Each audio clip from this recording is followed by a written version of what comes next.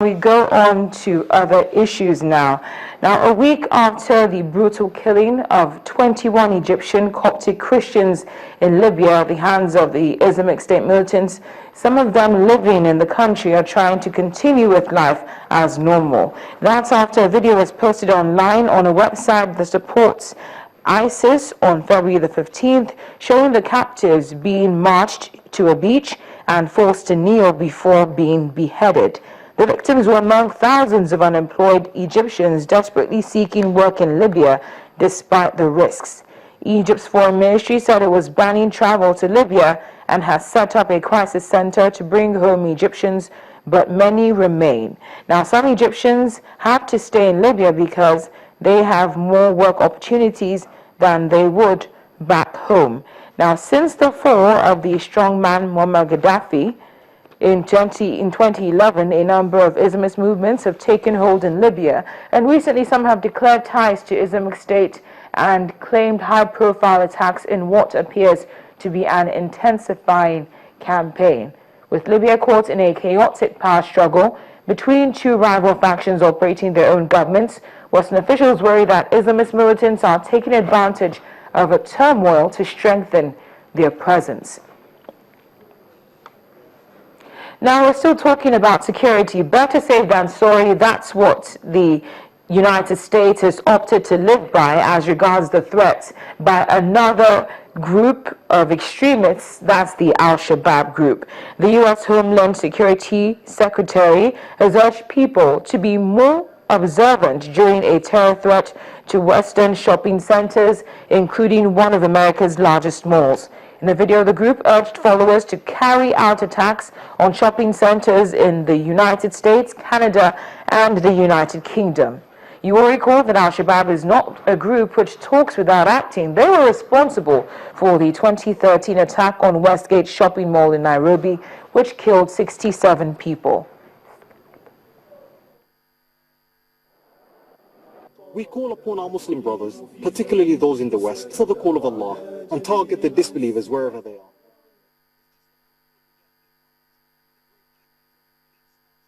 Joining us now live via Skype is the Voice of America's Jeffrey Young, who is a security expert. He's speaking to us from Washington, D.C. Jeffrey, thank you so much for speaking with us on Network Africa again. We're glad to have you. My pleasure. Now, based on these threats by Al-Shabaab, has fear been induced in the hearts of Americans? No, it hasn't induced fear, but what it does do is induce a little common sense. When you have threats made against specific points, such as Mall of America in Bloomfield, Minnesota, or the West Edmonton Mall in Alberta, what you have in reaction to that is a beefing up of security. You look at the doors. When people are coming and going, when they're entering and leaving the mall, you pay attention to who's coming and going. Some people are going to be more interesting to security than others. Groups of young people, for instance, are more interesting to security than, let's say, an elderly woman with a basket of groceries. You have to be able to just to rank this in order of priorities and possible threats. Because of what Al-Shabaab has promised to do, rest assured that security elements in the United Kingdom, in the United States, and in the Dominion of Canada have beefed up their intel operations. Bloomfield, Minnesota is, of course, very close to a large Somali population.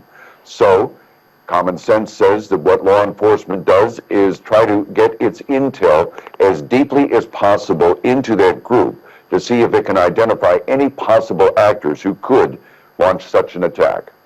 Now, why is the group interested in the United States since you're there? Can you give us an idea? They're looking for visible targets. Terrorism uses shock value. It uses intimidation. Mall of America is one of the biggest shopping malls in the world. In fact, when it was built, it was the biggest mall in the entire United States. So it's a visible target. We go back to New York and the two Twin Towers, the World Trade Center.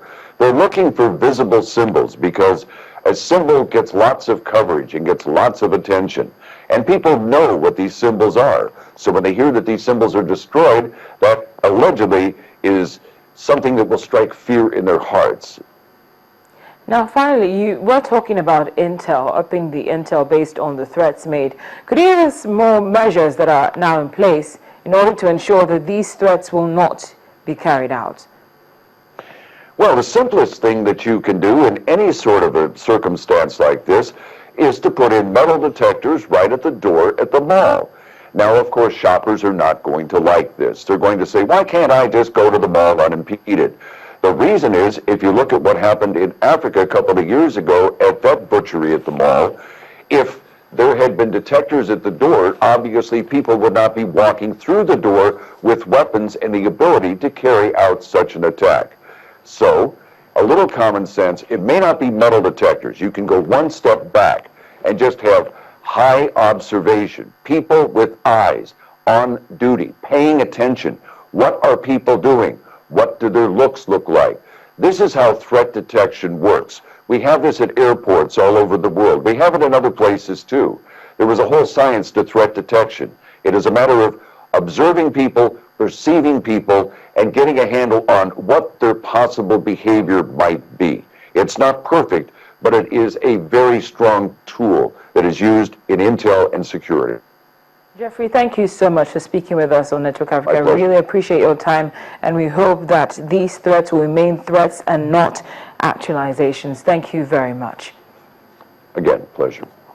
Well, finally on Network Africa, call it protection from the heavens, and you might not be too far from the truth. This last night, South Africa's Harmony confirmed that all 486 miners who were trapped underground following a fire have been rescued.